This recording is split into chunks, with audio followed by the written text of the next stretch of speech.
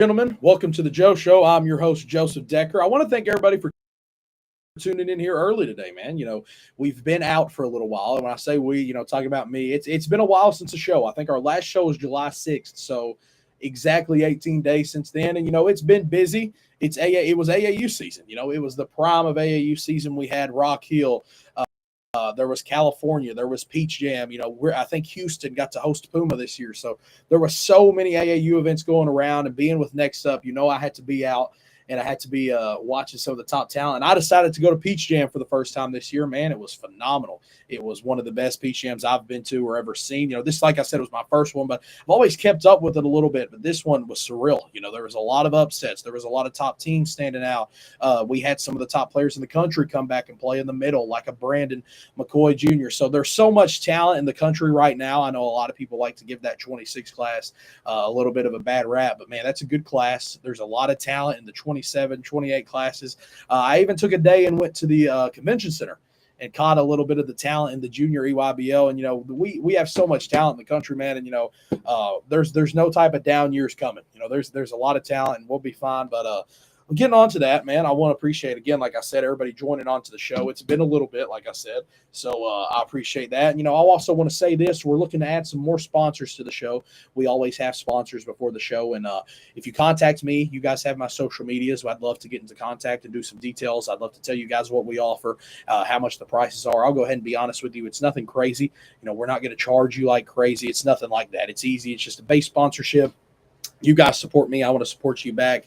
So like I said, businesses, feel free to contact me. I'd love to do some work together. But I want to talk about the businesses that are sponsoring us today for today's podcast. And that is first off, starting off with Pelican Snowball, based out of Bowling Green, Kentucky. We say it all the time. It's the best sweet treat in the 4th region of Kentucky. Lincoln Lockhart was on the show 2 weeks ago. No, a little over that, probably about a month ago. And Lincoln's dad actually owns Pelican Snowball. And we got to talk to Salem a little bit. And, they've been around for a long time. They have locations in Glasgow. They have locations in Bowling Green, the Scottsville area, Franklin area. There's locations all around the South Central Kentucky areas. And like I said, it's one of the best sweet treats. There's tons of flavors. There's tons of things to shop for there and to buy. And it's just an all-around good experience owned by great people. So I appreciate Pelican Snowballs for sponsoring. Circle S is a new sponsor that we have on the show. They're Auto Salvage in Big Clifty, Kentucky. They're the go-to spot for auto salvaged parts.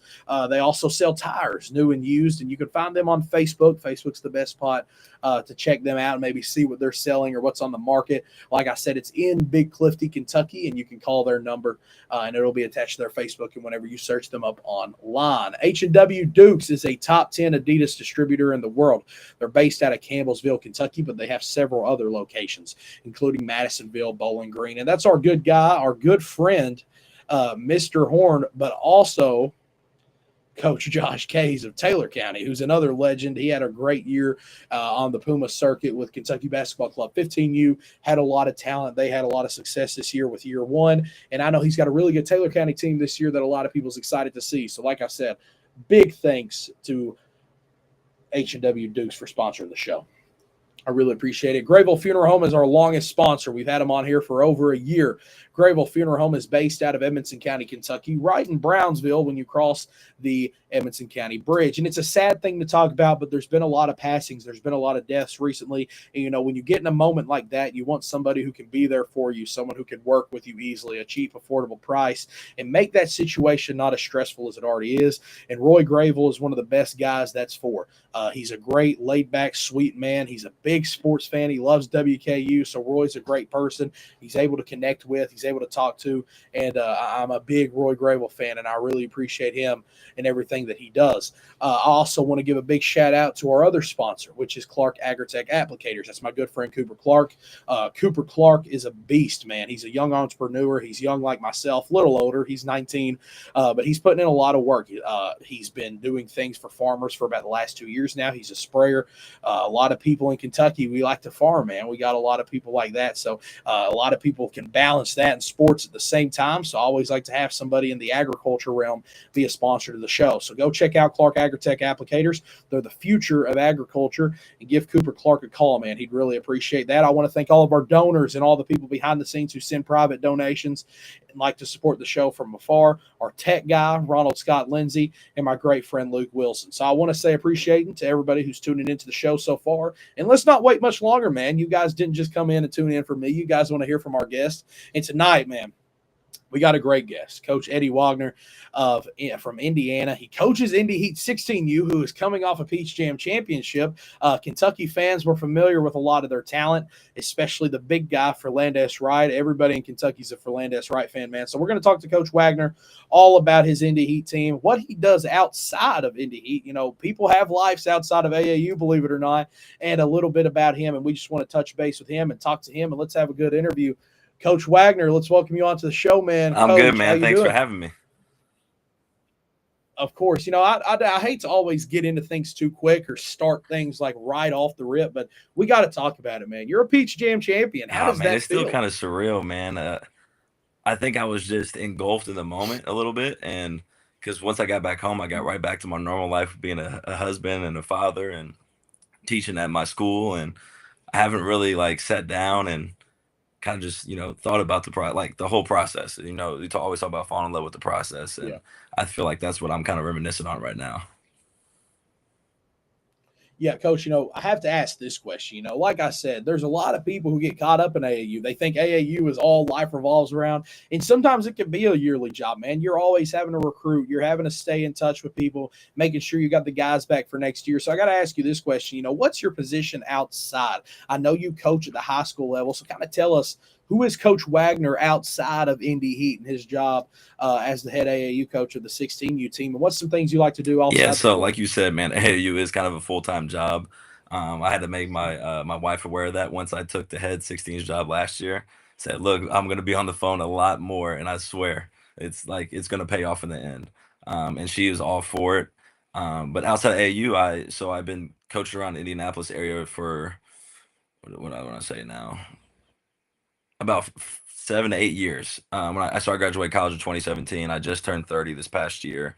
I coached AAU my senior year of college with EG10 here out of Indianapolis. That's kind of how I got my start. But I also I was a manager for the women's team at Indiana State. I coached a club team with guys that are my age, which was a unique experience. But all that, kind of led to me to this point. And so, I interned for the Pacers in the Fever in the marketing department. I got my undergrad in sports management. And then I kind of really fell in love with coaching. I knew I wouldn't be able to do that side anymore. And that's when I kind of fell in love with the education world and helping kids from all ages. I've held jobs at the preschool level with special needs kids. I've been a high school PE teacher and health teacher, and now I'm currently a PE teacher, kindergarten through 8th grade. So I do that as well as coach at the high school, where I teach and where I coach at. It's a pre-K through 12 school. So it's very unique, very different. But I love it, man. My son goes to the preschool there, and it's just pretty cool. Yeah, I don't think I've ever had a coach on the show from any level, Coach Wagner, who said that their life isn't a little stressful sometimes and it doesn't get busy. You got a lot you got to do, man. So how were you able to balance all that? It's a weird question because you can kind of go in other ways and talk about it, but your summer filled with AAU, filled with travel. How do you kind of make time? Because you got to go back at home and, spend time with the family. You have to have time with your wife. Sometimes you might, even though you do work a school position job, sometimes there are things in the summer you have to attend to. So how have you kind of been able to make time for all that? What are some things that you do? Is there any hobbies that you do, Coach, that kind of keeps you under stress and maybe make you not be too stressed out when you got 5 phone calls or a player texting you? What kind of something that you go to kind of relax? So with high school ball, I try not to bring anything home. So like if we play a game, I'm big on film, I'm big on scouting, but I try to get everything done at school, and I don't want to bring that to my wife, to my kids at home. I want to be, 100% present at home as well. So that's big on me. Once practice ends, unless I have scheduled time where I'm going to shoot with the kids after a rebound form or whatnot, I try to come home immediately. Just want to eat dinner with my family. That's what I would say. That's a big stress reliever for me. And I still like to, I'm 30. I still like to play video games, even though my kids clown me for it. Like I'm still playing video games. Like I don't go get to hang out with my friends as much just because I'm really family and goal driven right now, and that sucks for my friends because they kind of have to take a back seat, which I miss out on that. But it's easy to hop on the game and play with whatever game you want with your friends, and you're still there in spirit a little bit. So that's a big stress reliever to me too. Nah, man, whether if it's through a headset, whether if Exactly. it's in person, I'm gonna be honest with you, Coach. I'm 17, and I don't know if I ever plan on Don't do giving it. up the game. I don't think Don't I'll do it. ever be able to. I don't. Yeah, I'm gonna say I don't think I'll ever be able to. But Coach, Yeah. let's talk about Indy Heat a little more, man. You've got a really, really talented roster, and you have a lot of guys, and we got to talk about it pre-show that's still underrated, and they're still Yes. being underrated, even though we've had about a week to adjust and be like, okay, let's fix rankings. And there's a guy that's really bursting onto the scene who was impressive to me all the way back in Memphis when I first seen him, and Yes, that's sir. Jahari Miller. And we talked about it a little bit. I think he's a surefire Yes. top 100 kid in the country. There's no doubt about that. And like we said, it's going to be hard to find 50 players better than him. So to kind of see one of your guys' recruitment explode like his is, how does that feel to you as a coach and being able to put him out there on that national stage and get him attention, and not just Jahari, but your whole team?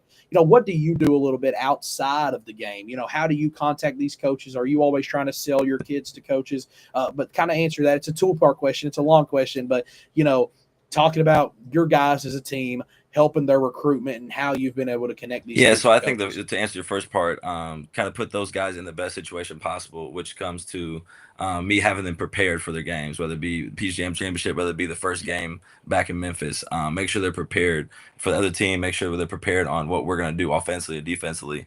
Because if I don't have them prepared, they won't be in the best situation to display their skill set. So I think that's step one. Step two, I mean, college coaches, they do their research, right? They call me, they call their high school coach, they call their parents. It's a little bit easier now with they got to that point where now they can call those 2027s. So it kind of eliminates that middleman, but they still call and check in. But there is a fine line between overselling a guy, um, and the coaches being sold on their own. So I try to take that non-biased step where, like, I'll go to war for any 8 of my guys. I could go to bat for them, and I'll oversell them if I have to. But you also want them. It's kind of like in the coach where you also kind of want them to be wanted too at the same time, by the right school, by the right fit. So I think it comes for me more of having them prepared for the on court stuff, because I think off court stuff now with all the social media and all the the agents of the world, and they're gonna do their research, and they're gonna get all the information they need, with me or without me. And I'm sorry, what was your second part of that? Kind of Mhm. talk about Jahari a little bit, how he's rising up the ranks, and not just Jahari, but Yeah. for Landes, Cam, Peyton, all these guys are probably going to see rankings jump. All these guys are getting offers rolling in. So kind of talk about your team, the talent on the roster, and, those guys as kids, because not just players, but how are they off the floor? And, when you guys are having to walk in, maybe watch film or spending time off the floor, how are they as people, And, not just that's huge players? to me. That's when I kind of had to remake this team with the rest of our administration staff. Our one guy returning from that team was Isaiah Hill, and every single person on top of that was new. So that was kind of a unique and great experience for me to kind of see what fits and what doesn't fit. But I always start with the character of the kid first and the family, because I spent more time with these kids than my own kids almost for 2 months. Um, so you want their values to fit the values of the head coach and the coaching staff, because that's where I think you will, be successful. Because if you butt heads, it's going to show on the court. Even last year, I even went up once our high school season ended. There's a kid up in Michigan who I was looking at, Isaiah Theodile, that ended up being on our 17s and 16s last year. I drove 3 hours there and 3 hours back in the same day just to see if he was coachable and what kind of energy he brought, because that did not show up on highlights. Because that's big to me, because he ended up being a phenomenal kid. But that one kid could ruin your whole entire team or one family. So that stuff is really, really, really important to me. I would take a kid that's a 5-star character kid over a 5-star recruit. Because that's what I think is going to be successful. Because that's kind of how I look at myself. Try to be a good person first, and then you can be a good coach and a good basketball player second. Coach, you kind of mentioned some things you like as a coach. Yeah. You're only 30, so you're a younger basketball coach. How have you kind of dealt with that? Who are some people that maybe you in your coaching career, you say you've been coaching Mhm. for around 8 years now, being involved with it. How have you kind of handled that being a younger coach? And who are maybe some people that you kind of went to for maybe some mentorship or maybe some leadership? And is there any maybe college coaches or NBA coaches that you really like their stuff? You like seeing what they Yeah. run? Kind of tell me about being a young coach and using other people for Yeah, some advice. I'd say the kind of best advice I ever got was being a sponge to whoever it could be. It could be Mhm. the custodian coming in late night, seeing you drawing up plays on the whiteboard, just hearing him out, see what he had to say. You never know. You could take one thing away that could actually, go long with your team. Um, I would say early on in my coaching career, I wish he was still coaching, but Brad Stevens was big. And like his demeanor, the way he Yeah. brings to the court, like he's never, you could tell Yeah. he's never stressed. He could be stressed on the inside, but he's never portraying that image to his team. And I think that is contagious. And that's something I try to do with my team. We've got hit in the mouth a couple times in games where teams go on, 10-0 run. And I ask my guys to say, do I look nervous? No, you don't. All right, then you shouldn't be nervous. We're going to make a run too. We're going to be fine. He was big on that. And then I feel like early on in my career, I studied a lot of NBA, especially when I started off as a JV coach. And I struggled a little bit because as you look at NBA stuff, it's kind of very simple, but all they're trying to do is get a slight advantage for a Jason Tatum to get a bucket. That's all he needs. Where, at the JV and high school level in Indianapolis, like you might have to do a little bit more, motion. You might have to do a little bit more detailed work rather than the NBA where it's more of a couple actions, small advantage, basket. Um, so I think finding the right level of stuff to study is big. Coach, we've mentioned him a few times. We talked about him a lot backstage, but being from Kentucky, based out of Kentucky, we got to talk about the man. And, you had a lot of guys who raised their stock, a lot of guys who added offers, but there might not be one bigger than Ferlandez Wright. All of us Kentucky fans know Ferlandez Wright for how he plays. He's a big Hmm. time bully down low. He rebounds the heck out of the ball. He's a great scorer, but with it not being high school basketball, Hmm. his game's grown a lot. He's putting it on the floor. He's developing guard skills. So warning, Kentucky high school basketball fans, when he comes back this season, it's going to look like a 6'8" guard. And when he's bringing it up the floor, don't be surprised if he goes Jokic and kicks it out or dunks on somebody. This guy has guard skills to the Yes. extreme now. But, Coach, kind of seeing Ferlandez's game develop since Mhm. Kansas City, that area of time when you guys got him on the squad, how has that been to you as a coach, seeing him not just enjoy the AAU scene, but growing as a player, receiving offers, boosting his stock, and perform at the biggest moments? Because you could say, I know Jahari decided not to miss that game, but that game against Florida Rebels, there probably wasn't a better player on the floor than He was Ferlandez huge. Wright. So, kind of talk about Ferlandez as a whole and what he means to you as a coach and how he helps your Yeah, guys' team. so we had a conversation. So he came over to us in Kansas. So we played Memphis before that, and I approached him before, being a new kid on the team.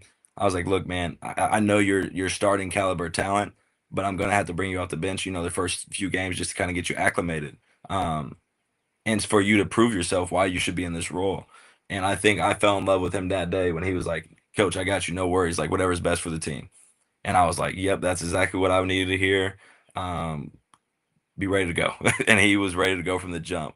Um, he came out, made a statement game one against a top 15 kid in the class, holding him 2 of 13 shooting, and just kind of seamlessly worked his way into a team that was a we over me team. That's kind of my motto for this team is all these guys' mindset was we over me, and it paid dividends.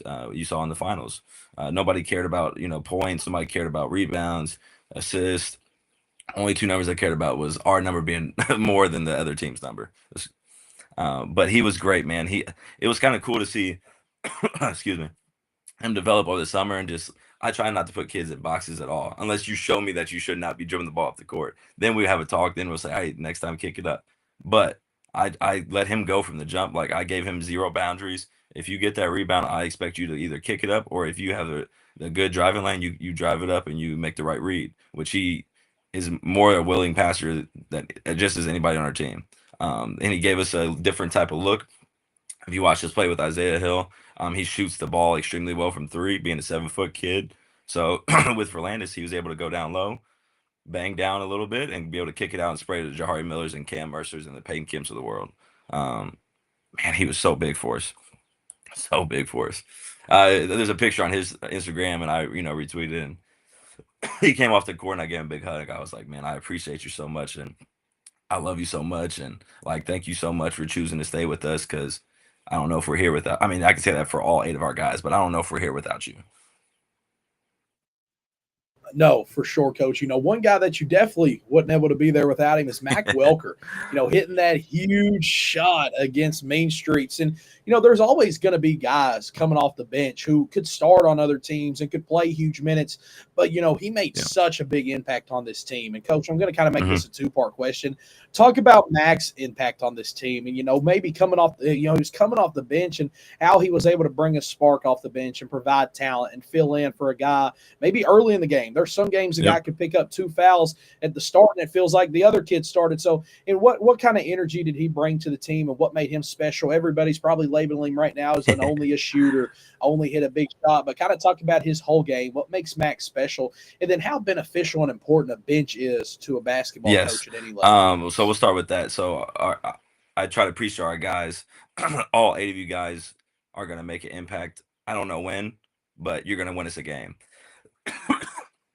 And I didn't know it'd be a buzzer beater, but Mac was ready to go.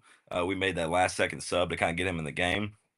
And man, it couldn't happen to a better kid. And being based out of Fort Wayne, and Mac, starting from the gym rats as little and worked his way up. And he was on our red team last year, which is our secondary team. He's just a phenomenal young man that wants to do anything to win the game for his team, whether it be rebound, whether it be shoot, whether he needs a play make.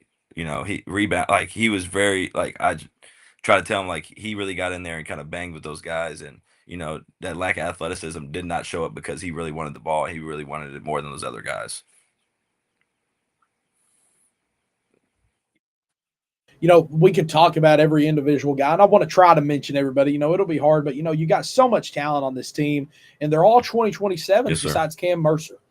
Cam's the guy who's playing up, and obviously on a national level, we know how good Cam Mercer is. We know he's legit, but sometimes national kids can take a step up, play against tougher competition, and they maybe never get adjusted. They maybe never are able to kind of find their sweet spot. It might take him a little longer, but it felt like from the get-go, Cam was ready. Cam was playing his best basketball. He didn't have to adjust too much. How easy was that for you guys? How easy was it as a coach to have this guy slide in and be ready right away? And how good is Cam Mercer, His man? IQ is off the charts. When he was going through that USA process, I talked to him about just being you, don't change, don't try to feel like you have to score the ball. Like, he does a good job picking his spots when he needs to score. I think we talked about it. He needs to be more selfish, trying to pick his spots to go score. And we try to get him in more situations where it's easy buckets, whether it be from the elbow or pin posting up a smaller guard. But he just plays the right way, man. And one of his initial conversations with me was, Coach, I just want to win. And I was like, me too. I think this is a match made in heaven. Let's make it work. But he's the type of guy that I preached to our guys at the beginning was, each one of you guys are going to have to sacrifice something. I can't tell you what it is right now because we haven't went through adversity yet, but each one of you guys are going to have to sacrifice something for this team across our chest to be great. And he did a great job of that from day one. He just makes the right word. Like, he's the definition of a 15, 5-5 guy every single night. Like, he affects winning on both sides of the ball. That doesn't include for his steals, that doesn't include for his blocks or his deflections. Like, I think that's one thing he does, is get a lot of deflections that disrupts the flow of the offense for the other team. So those small things he does a lot, and isn't really appreciated outside of me and our coaching staff and our program. I want to mention, getting Mhm. involved with Indy Heat, having this position. I think it's been 2 years now. You said you Yeah, coached 2 last years year as a as head well with coach, and them. then I had 2 years as So a kind of 15s assistant. Yep. okay. Okay, so what kind of got you involved with Indy Heat, man? Because I know you had mentioned, coaching for other teams in the AAU area in Indianapolis and in Indiana, but how was that kind of initial phone call, getting involved with Indy Heat? And, what did it mean to you, kind of seeing Yeah. them want to take a chance and have you coach their 16U team? And it's a Yeah. prestigious program. There's been a lot of talent come out of it, so I know it means a lot to you. So kind of talk to me about that relationship with the guys at Indy Heat and how it was kind of getting started with them and then Yeah, taking a so I chance on was probably 20, I'd be 24 at the time. I was with EG. I love those guys, respect those guys for giving me a shot, but I felt like I was maxed out over there. And I'm just constantly chasing a challenge, a growth opportunity. And everybody wants to play on the EYBL, coach the EYBL. It's just, I mean, I know I'm biased, but that's what I mean. Even on Adidas, that's what I felt. So I know it's, you know, nationwide for that same feeling. But a mutual friend of mine and the program, Matt Green, kind of got me connected with people from Indy Heat, with Todd Hensley, our main director. And I remember I was a teacher's assistant at the time, and he was like, "Hey, can you call me at 1 o'clock?" And I was like, "I got to see if I can take a break, go in the lunchroom or whatnot." Went in there, had a good conversation with him. My kind of mindset on everything has been, I'll do whatever you need me to do, um, and I'll prove my worth. And so from then, started as 15 as assistant for 2 years. And they gave me a chance last year. First year as 16 as head coach. We finished seventh in only 2 sessions. We didn't go to our third session. I think we could have finished top five if we went to our third one to kind of, because it was a different point system back then. Had Marcus Johnson, I think he was first or second leading scorer in the EYBL. Ended up being Mr. Basketball in Ohio as a junior. So I thought I had a pretty successful year last year. It's kind of the same thing with that group. We only had Marcus was the only kid ranked in the top 150. But those guys, came out, competed, did everything I asked them to do, and we had success. But we just kind of got screwed in our Peach Jam pool with Trey's Bradley Beal group last year and Arizona Unity, which is really good, and couldn't get past those guys. So respect to those guys. Coach, moving forward, man, obviously we're going to celebrate for a while, but, there's going to come a time where you got to get ready for this Mhm. upcoming high school season and what your team has in store. So, kind of talk to us about the team that you coach at the high school level, what makes them special, and some of your top guys there, and how you're ready to compete in Indiana. And after you answer that, kind of talk about the talent pool in Indiana, because I think it goes For sure. underrated a lot of times, the amount of national guys and kind of underrated guys that make a lot of noise and end up playing at the Yeah, no, Hall of for Fame. sure. So I coach at Park Tudor in Indianapolis. It's a pre-K through 12 uh, private high school and elementary and middle school all connected. Um, they were very, very, very good when I was in high school. They had I ended up having two NBA guys at the time, and Yogi Ferrell and Trayvon Blewett. I think they won 4 out of 5 state championships, which is unheard of because, like you just said, the talent pool in Indiana is insane. They went on a historical run. Then they ended up having a guy that's pretty good named Jaron Jackson Jr., um, who ended up going to La Lumiere his junior and senior year, I believe. Um, and then so there's just a long line of success that we are trying to get back to that point. It's been a long road back. I've been there through the ups and the downs of it. We've won sectionals for the first time a few years ago. I think it was 10 years. And then I went to a different school and they ended up going to semi-state, which is huge. I feel like, you know, uh, look on the outside looking, I feel like I had a little bit of part to do with it. So I was, uh, cheering them on from afar. But now I'm back there. I've had a long road. I've been bouncing around. I've been back to Park Tudor. This is my third time being back at Park Tudor. So it's like home to me right now. And I really love and respect my head coach as a mentor to me, Tim Adams. He's given me a chance from the beginning, and then it's taken me back now twice. So I'm forever indebted to him. Our talent pool is a little bit different than what I coached with Indy Heat. We kind of got some undersized guys, some guys who are just trying to make it. Trying to get to any type of level at the college level. And I'm trying to, it's a great experience for me. They're all fantastic young men. And I'm just trying to bridge that gap for them to the level that they need to be at to be successful. And they talk about the talent point in Indiana. I mean, they don't call it the basketball state for no reason. I'm biased. I know I'm biased being from Indianapolis and Indiana, but um, you just see so much talent.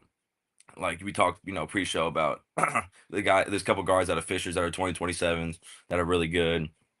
Um, there's all these huge public schools in Indianapolis that got 6,000 kids, 5,000 kids that are just loaded after year after year after year. And that's what I saw when I was in high school as well. I mean, we won state my freshman year. I was on the freshman team, and we ended up having a guy to go to Purdue, Georgetown, Iowa, Purdue. I mean, we were just loaded, and I think that was I'm a little biased to that as well. That was probably the best time in my life of high school, Indiana high school basketball. Um, but I mean, it's different out here. We just had a kid recently transferred to an Illinois school from a program that I coached. And he first thing got to the gym, was like, man, this gym is pretty small. And the coach hits him back with like, hey man, this isn't Indiana. Like this is like you're a little bit spoiled over there. And I'm like, all right, that probably is a true statement. But it's great, man. I wouldn't want to grow up any other way in the basketball world other than here. Coach, I've got to talk to you about a lot of things tonight. We've went for 30 minutes. I didn't want to hold you too long tonight, but I've really appreciated having you on. Coach, winning Peach Jam, getting ready, kind of settling in. It probably really feels good to be back home, man. And, kind of getting to settle in with your wife and your kids. And, I didn't want to hold you too long, but, these next few months, man, is going to be a lot of, fun for you. You're going to be able to enjoy that win a little more. You won't be as stressed out, but you kind of got to get ready for the high school season. And then not too long from now, you will be starting up and, coaching that 16 youth team and getting some new talent out there on the floor. And it's this whole cycle starts again, So, Coach, congrats, man, again. I think I told you a few times on winning Peach Jam. That's an unbelievable thing. That 16U team was so good. It's going to go down for sure. We'll be looking at that team for a long time now.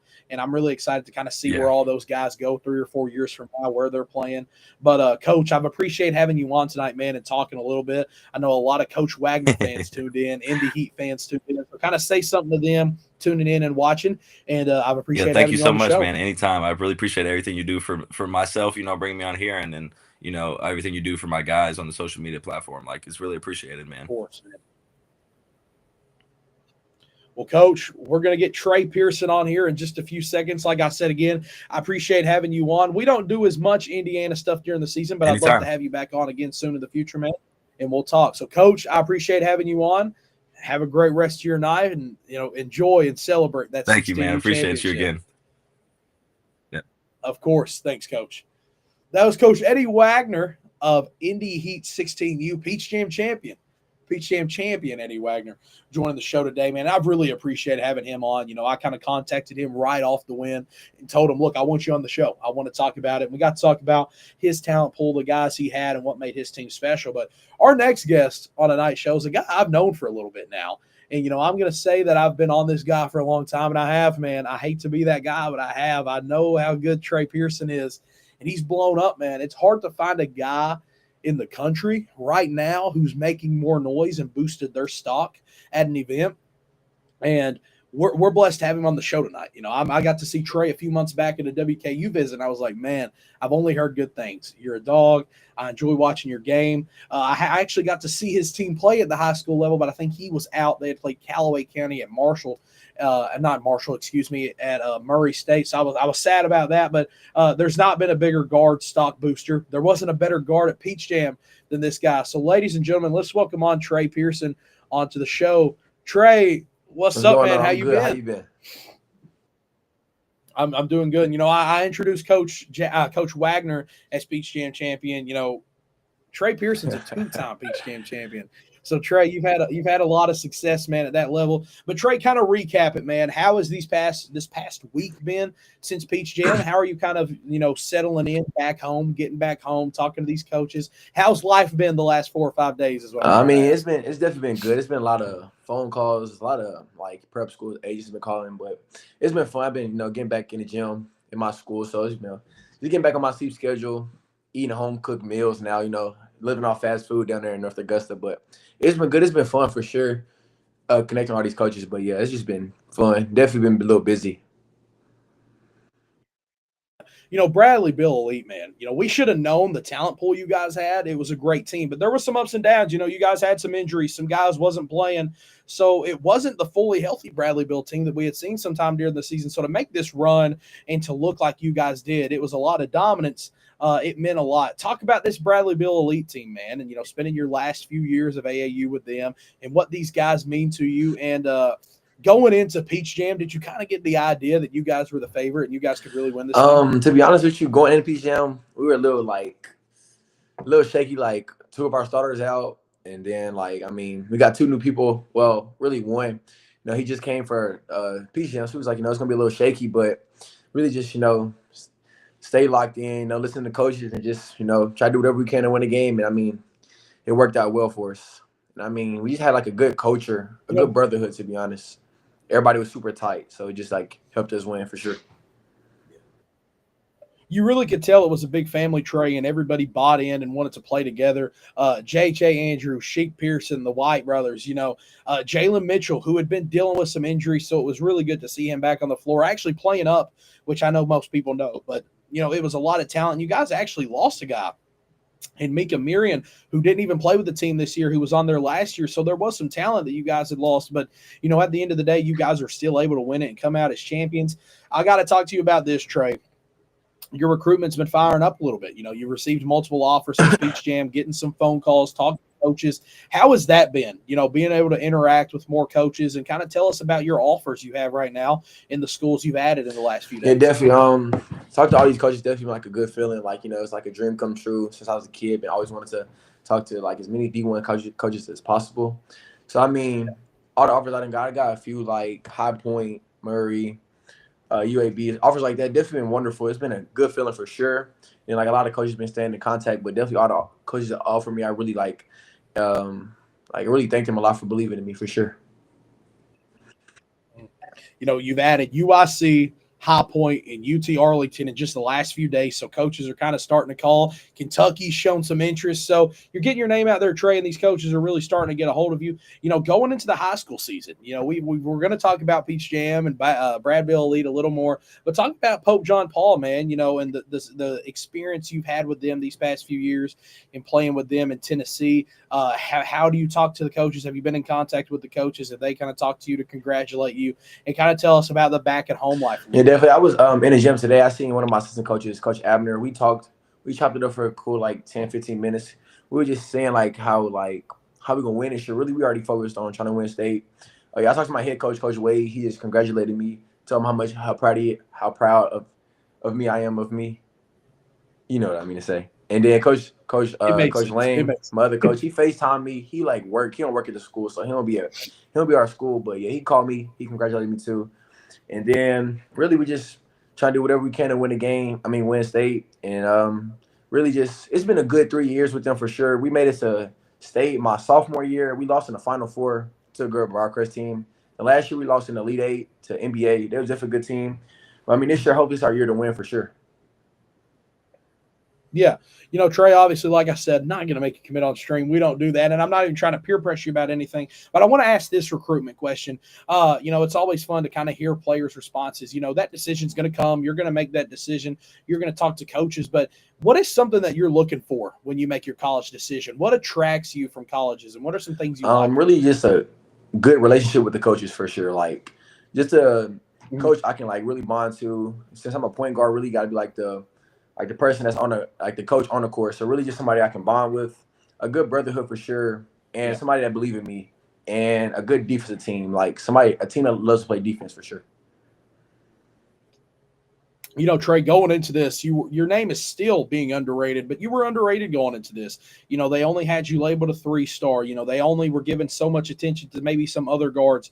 So, going in on your shoulder, you wanted to prove yourself last year of AAU, perform at the highest level, and you did that. How much of a chip was on your shoulder, and how bad did you want to go out and perform? And do you think did you kind of reach those goals that you had planned to going into the Champ? Yeah, I definitely had a big chip on my shoulder because, I feel like everybody should. No matter if you're a 5-star or not. Just you want to prove to the world that you can play. So really, I definitely had a big chip on my shoulder. But did I prove myself as much as I wanted? I could say, but definitely I want to improve more for sure. If I could go back, I'd definitely change a lot of things that happened. But I'm proud of myself, but definitely still working hard to get what I want. It was a really talented roster, and, you guys have been together these last few years. Kind of talk about a guy like J.J. Andrews. His name really blew up a lot recently, and he's gotten a lot of success. He's an Arkansas commit. He's going to have a lot of success in the future. And, these guys are really your brothers. You've been around them. Like I said, you guys are more than just teammates. So kind of talk about a guy like J.J. and the success he's had, and, where do you see him going in the next 3 to 5 years? Is he a potential NBA player? What do you think about J.J.? Yeah, JJ, he's definitely a good person. Good person on the court and off the court. Off the court, he's somebody you can definitely get along with well. Him and his family are just some wonderful people for sure. On the court, he's definitely a dog. He's somebody, he dropped that shoulder. It's definitely going to hurt 1,000%. But, next 3 to 5 years, I definitely see him in the NBA for sure. I can see him, I don't even know what team, but I can definitely see him in the NBA. He's a wonderful player. One of the best players I've definitely been on the court with. He's just somebody you would love to be on your team. He's a dog. He's 6'7", 6'8". I mean, he's about 225, and he Yeah. can shoot, dribble, play defense. He can do really everything on the court. So I mean, definitely one of somebody you want to have on the court with you for sure. For sure. And I think Coach Calipari is getting a beast, man. And I'm really excited to see what he does at Arkansas. Trey, this is a question that you probably didn't expect me to ask, but I want to kind of talk about it a little bit. In today's NBA era and college era, the smaller guard under 6'4", 6'5" is kind of becoming underrated. There's not as many of them. Some people don't appreciate them as much. What are some things that you do to be able to compete against bigger and taller guards and maybe guard other guys at other positions? Being about 6'2", 6'3", what are some things that you work on especially to be able to compete against a bigger guard or even a bigger position? Because there's games where you might have to switch on to somebody or guard somebody out of position. Yeah, definitely. Really, since I'm like a little small on the court, just get under the person, like make them uncomfortable as possible, much as possible. Really, just that's really it. Just make somebody uncomfortable and really just get my team involved. Do something nobody else would like to do, like be the dog on the court for sure. Since I'm the smallest, I gotta, play out some way. So definitely just be a dog on the court, be able to play defense, like just play defense, guard the best player, and just stay under whoever I'm guarding for sure. Trey, your name was already going to be cemented in history, but breaking that assist record, man, that's going to be something to talk about for a long time. 15 assists in an EYBO game. There comes to times where maybe guys are too unselfish. Maybe they aren't looking to score. Maybe a guard's only looking to play make and get guys involved. But I feel like you've done the perfect job of finding that happy medium, being able to score and get to the rim and play your game of basketball, but also getting the guys involved. How do you manage that sometimes, man? Because I know sometimes as a player, you might want to take over. You might just want to score, score, score. How have you kind of been able to manage both of those kind of interests and lusts for wanting to score or only play making a game? To be honest, I feel like when I'm taking over the game, I feel like getting my team involved, like really just come with a lot of trust. Like you got to believe in your teammates. Like, to pass the ball, you got to have trust in somebody. So, I mean, everybody had a good day that game. Everybody was hitting threes. So it was definitely like a lot of open shots. Everybody was hitting threes. So it was just a lucky day. Everybody was hitting shots. So really just get your team involved. And I mean, really when it comes to scoring, I mean, if I see the basket and it's open, I'm definitely going to try to take it. But I'd rather get a lob or something to get my team going for sure. Yeah, Trey, there was a moment in that game against Oakland Soldiers. I think you scored 8 to 10 straight, and you were killing it, ripping guys coming down the floor, finishing strong around the rim. How easy is it for you to kind of get in the momentum? And sometimes being a good on-ball defender like you are, maybe you're shooting slow early in the game. Can a possession like that, a breakaway layup, locking someone up, getting a score off it, can that kind of turn the switch and get you ready for the rest of the game? Yeah, definitely. Like against New York Rams, we came out a little slow, but I think it was probably like 3 minutes a game. 3 minutes in the game, I was on defense possession for like 20 seconds, just guarding 1-on-1.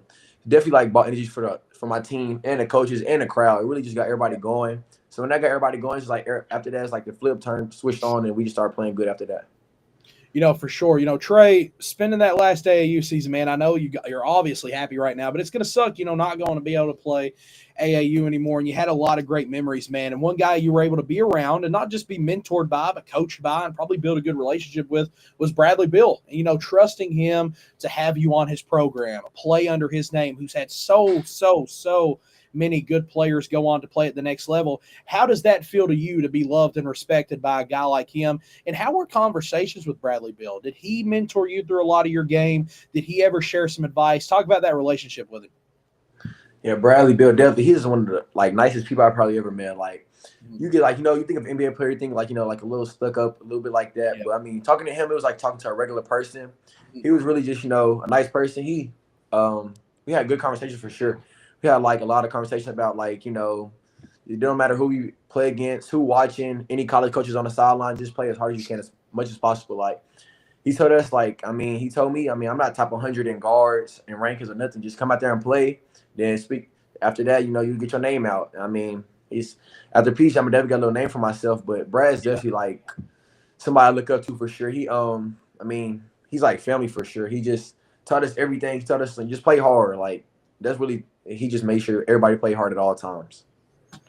Trey, your recruitment's really starting to heat up. We've talked about that a few times tonight. You might even be starting to schedule some visits, going out, seeing the campus, talking to some coaches in person, things like that. What's kind of been your favorite part of the recruiting process, man? Because there's so many cool things about it, whether if it's going on a campus, whether if it's watching a game, having that phone call. What's been some of your favorite moments so far through your recruiting process? And, what's some things that stood out? Definitely visits. I love going on visits just because like just seeing like different type of campuses, how everybody run campus is different for sure. Like facilities, like everything like that, is just super cool to see. And it's really just fun. Like as a kid, just growing up knowing like I'm going to D1 college just to go see I could be able to play here. It's just like Yeah. just a fun thing to do for sure. Well, Trey, you're one of the hottest names in the country right now. You've had so much success these past years. You're a great person, but you're also a winner, man. And, there's going to be a lot of coaches biting to have that around their program. So I'm excited for these next few weeks and maybe months of seeing how that pans out, who else offers things like that. But, Trey, keep killing it, man. Really proud to see the things that you've done, and I'm excited to talk to you again over these next few months. I was glad to finally get the show done. You've been a busy man. We've been trying to set it up, but I'm glad to finally Yes, sir, have for you sure. on. But Trey, keep killing it, man. Proud of the work you've put in, and it's going to be a fun, eventful next few months. I appreciate you coming on and talking to me tonight, man. And kind of address everybody tuning in. There's a lot of Trey Pearson fans. I know your family's watching. Just kind of address them tuning in. Yes, sir. Thank everybody for watching, and I appreciate it. All my family and friends for sure. Thank y'all for watching. Of course, Trey, I appreciate you coming on, man. We'll talk Yes, sir. I again appreciate soon. you too. Yes, sir. Of course. See you, Trey. That was Trey Pearson, Pope Jean Paul, and Brad Bill Elite tuning into the show tonight. I really appreciate Trey coming on. Trey and me, we've been trying to set up this show for a little bit. Got to see him at Peach Jam, and I was like, look, man, we got to get it done. Been texting him these past few days. It's hard to find a guy whose name is hotter around the country right now. And what I mean is just the national attention he's getting and the respect. Just a few hours in a day, I think ago, Kentucky calls to talk about Trey Pearson. So he's getting that national respect from not just agents, not just coaches, but just from everybody in general. And in my opinion, he was the best guard at Peach Jam. Him, Brandon McCoy, especially in those 17 U's, both battling it out. Jordan Smith. There's so many talented guards, and you can maybe pick one of those, but Trey's going to be in that conversation no matter what. Beating the assist record was huge. His name's going to be cemented in the history books forever. So it was really good to get Trey on here, and I'm excited to see what he does with his recruitment. He could go maybe to a smaller school, Kiel, move up. He could start at a big school. I don't know what his recruitment's going to be exactly. Hopefully we can hear more about it soon, but I'm really excited to see that decision he makes, and he deserves all this respect and love. He's got great people around him, and I'm really excited to see his next few months. College coaches, if you haven't talked to Trey, if you're not trying to get the kid, you're missing out. I'm just going to be honest. You're missing out. I think he's a high major talent. I think he's got a lot of upside. He's still growing. He's still got a lot of potential, and he's going to make a college coach look really, really smart. That Bradley Bill team, man, was a joy to watch, and I was really excited. I'm really excited to see him again next year because they always got a lot of talent, and this team was definitely one for the ages. I want to appreciate everybody tuning into the show tonight.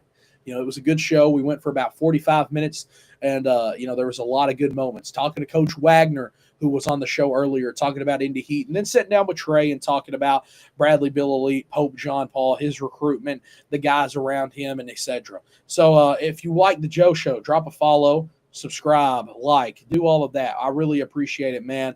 I'm just a 17-year-old doing a podcast out here talking to some of the top names in the basketball world, and I love the support and I love helping out.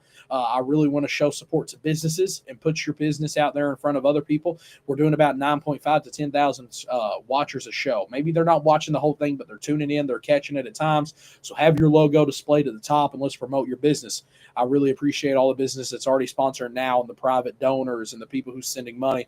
It means a lot. But that's not why I do it. I do it to promote the kids, and I think we're doing a really good job of it, man. Big thanks to Coach Wagner for taking time out of his day to be on the show. He's a beast, man. He's a great coach. He runs a lot of good stuff. He joined with basically a playbook on when he joined, man. He had 100 plays written behind him, so he's a basketball guru. You can just tell there's some people who love it more than anybody else. So big thanks to Coach Wagner, and again, big thanks to Trey. Who would you like to see on the show next? Leave a comment, text me. Who would you like to see on? We'll definitely have another show rolling out. We're still a little bit from Kentucky high school basketball starting. We got to talk a little bit about it during the live period, but now we're kind of at what people would consider a dead period. Not much basketball going on, but we got Battle of the Bridges coming up in Louisville. We've got AAU local events going on, so basketball never really stops here in the Bluegrass State. I know Coach Wagner called Indiana the basketball state, but I don't know, man. I think that's Kentucky's to have. I think we're going to keep that title. But once again, I want to appreciate everybody tuning into the show tonight and joining. I really appreciate it. Big thanks to Sola for tuning in on YouTube, man. I appreciate you, man. I really do. Thanks for tuning in, my guy.